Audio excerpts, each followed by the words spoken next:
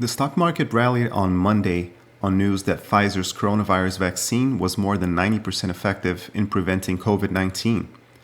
Now, Apple also climbed, but by only 1 to 2% by mid-morning. And investors might be asking themselves, how might Apple shares behave after the vaccine announcement? Now, I think that the best way to project the performance of Apple stock is to think about how the stock has performed so far this year. So the company has been a beneficiary of the stay-at-home economy. If you think about sales of Mac and iPad, those have been up by about 38% and 26% respectively over the past couple of quarters. And that was the case because there was an increased demand for devices so that people could work and study and find entertainment from their home.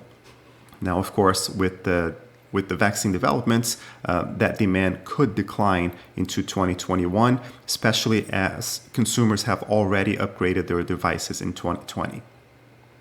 Now, that is generally not very good news for Apple, and valuations also do not help.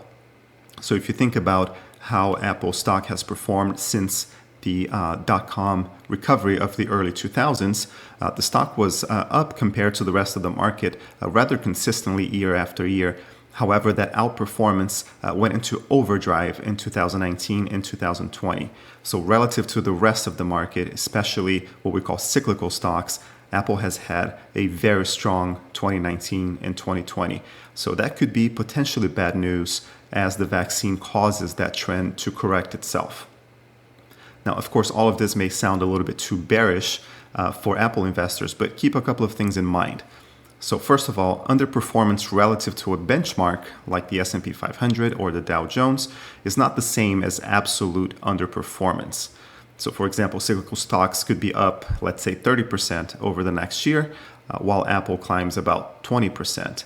That wouldn't be great news for Apple investors, but I doubt that they would be upset by that kind of performance. And then the second point that I would say is that the relative weakness in Apple stock, if it happens at all, is more likely to impact share price in the short to medium term.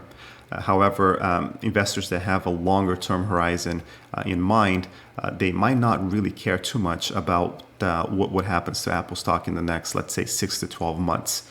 Over a period of several years, I continue to expect Apple's strong fundamentals to prevail and push the stock higher.